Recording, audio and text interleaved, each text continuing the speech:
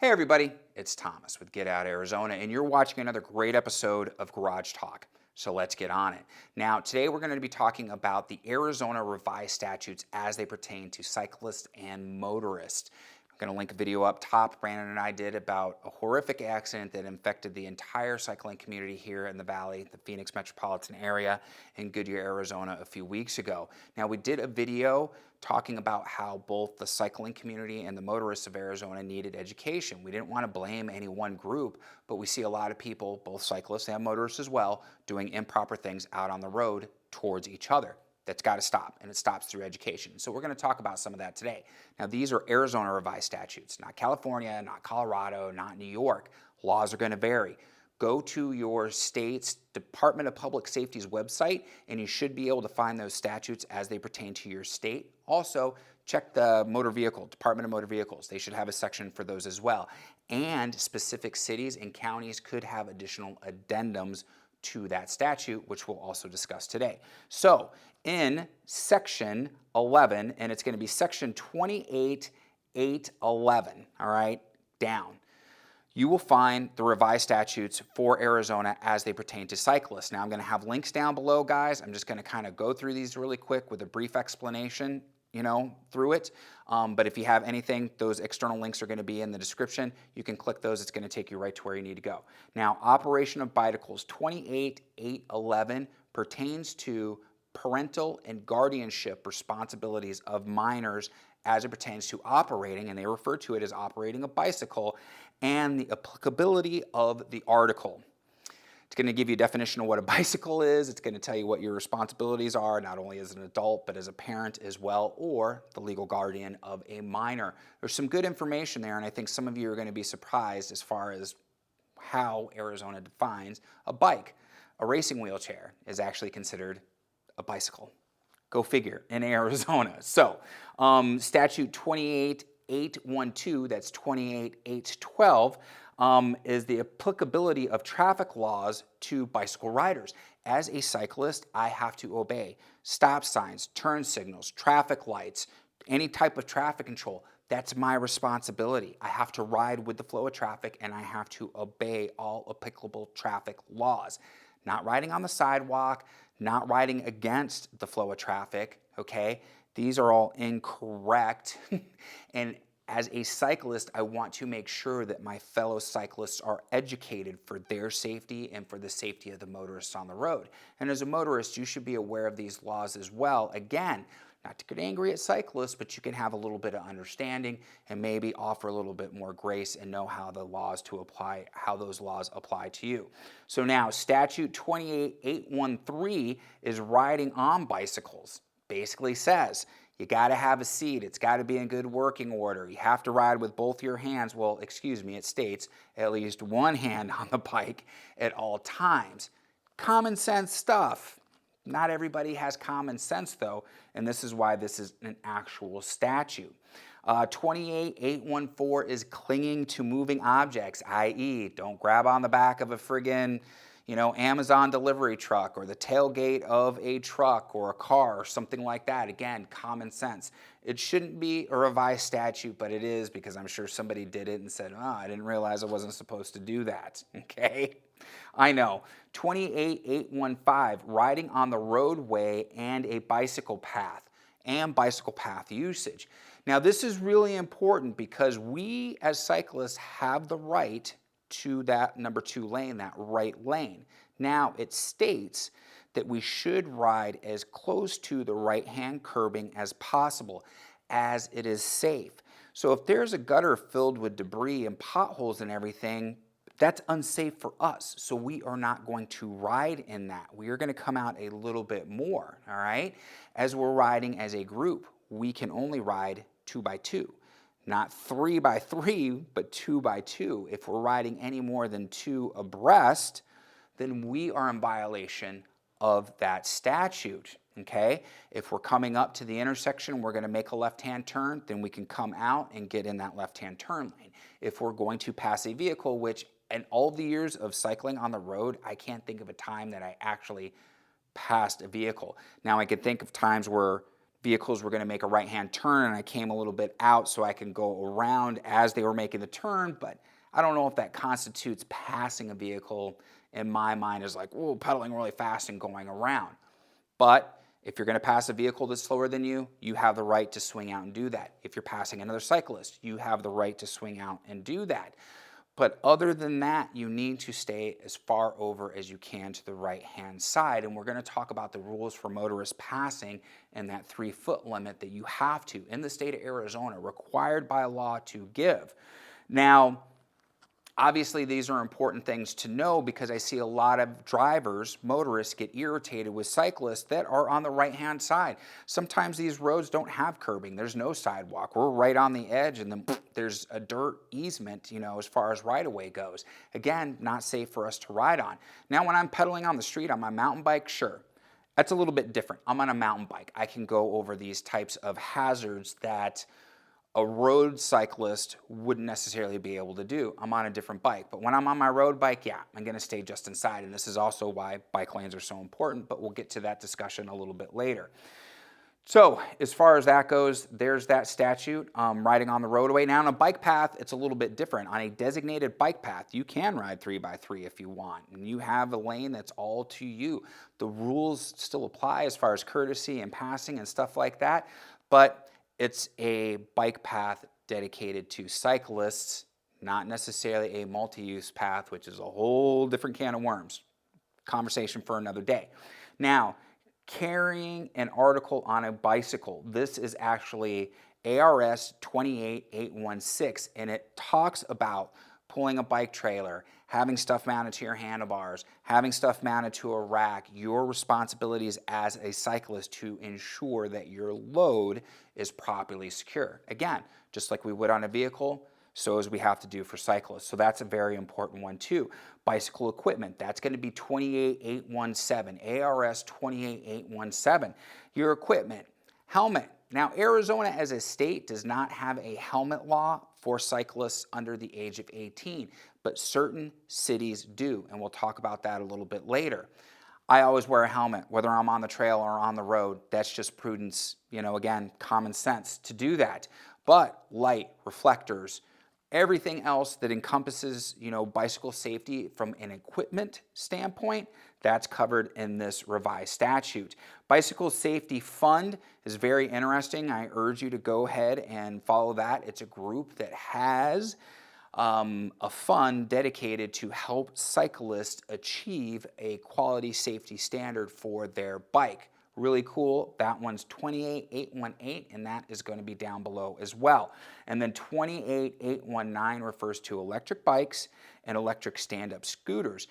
Now, they do address in this one pedal assist, which again, we know the difference. A pedal assist is not the same as an electric bike. A pedal assist is a bike that you have to pedal that gives you a mechanical advantage. An electric bike has a throttle that you do not have to pedal. Huge difference there, and the federal government even says there is a difference. They do not classify an electric bike the same as a pedal assist, but it clearly states that your pedal assist cannot exceed 28 miles an hour of assistance. That's a huge thing right there. And in the UK and Europe, I think it's 20 miles an hour. So a lot of times in UK, they'll hack their bike, say it's in the United States, to get an additional 8 miles an hour, or kilometers, I guess, whatever that works out to be for the people over in Europe. So now, those are the statutes, the specific statutes that govern for cyclists. Now, motorists, we have to obey, obviously, the rules. Again, have to obey all traffic. When I'm driving, I got to stop for the stop sign, stop for the signal when I'm going to turn. All these things, they apply the same, so as they should for cyclists as well. But when we talk about overtaking a cyclist, and this is where I see some of the most egregious offenses, people speeding by them and buzzing them and getting so close the rearview mirrors are almost hitting. Last year we had a couple incidents where rearview mirrors did hit the cyclists and the drivers didn't stop and they kept on going, or swerving and trying to scare them. It's uncalled for, guys. And Arizona Revised Statute 28735 states when overtaking a passing bicycle and proceeding in the same direction, you must allow 3 feet of space.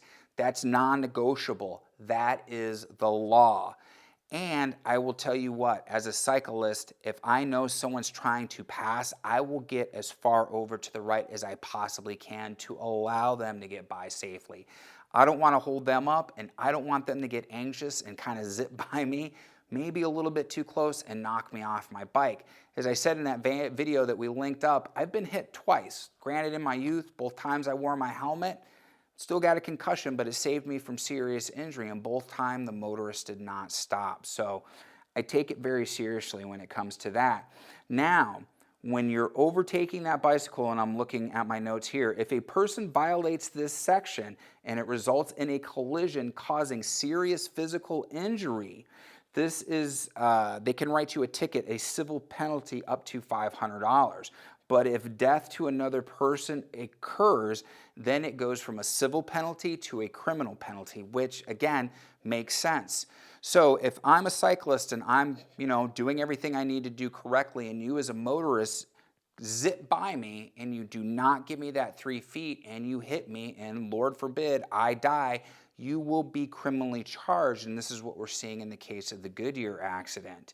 In a subsection of B that doesn't apply to a bicyclist who is injured in a vehicle traffic lane when it's designated for a bicycle lane or bike path and is present and passable. So this means that if I'm in a bike lane doing what I'm supposed to be doing and you break that law passing me and everything like that, it's treated differently in the criminal statute. Again, links are going to be down below.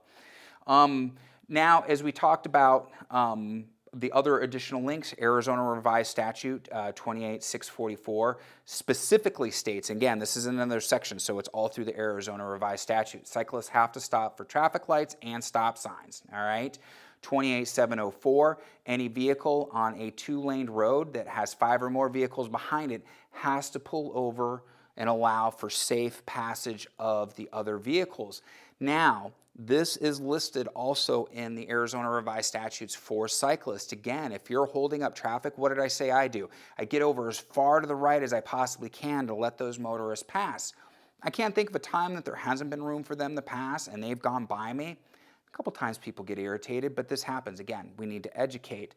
But it specifically says in this statute that this is what you have to do. Any vehicle moving slower than the normal traffic speed in the right-hand lane again, or as close as practical to the right edge of the road except for when preparing to turn left or when passing. This is 28721. Again, it's not listed in that section 11, but it directly applies to cyclists.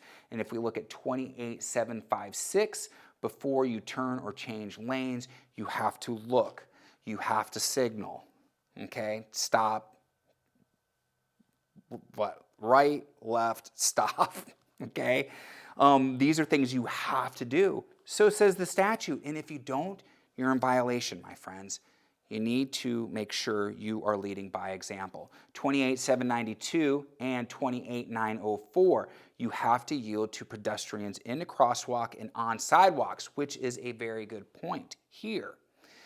As a cyclist and having to obey the rules of the road, so says Arizona Revised Statutes, I have to yield to people in the crosswalk. If someone's crossing and I'm going to make a right-hand turn, just like a car, I have to yield. I should not be riding on the sidewalk to begin with. The sidewalk is made for pedestrians. But if I am choosing to ride on the sidewalk for whatever reason, and there's been a few times I've done it, I'm not going to act like I never have, I need to yield to pedestrians. They have the right of way, and that is very important. If you strike a pedestrian while on the sidewalk or while they're in the crosswalk, you can not only be held civilly liable in the state of Arizona, but criminally liable as well, depending on the severity. So, again, that is going to be ARS 792 and 28904. The links will be down below. 2813. You have to have a seat on your bike. Again, common sense. I don't know why this is a law, but you have to have it there. And this goes back to what we talked about earlier, and the rest of these ones are, but I wanted to make sure I illustrated some of those that weren't in Section 11. Very, very, very, very important.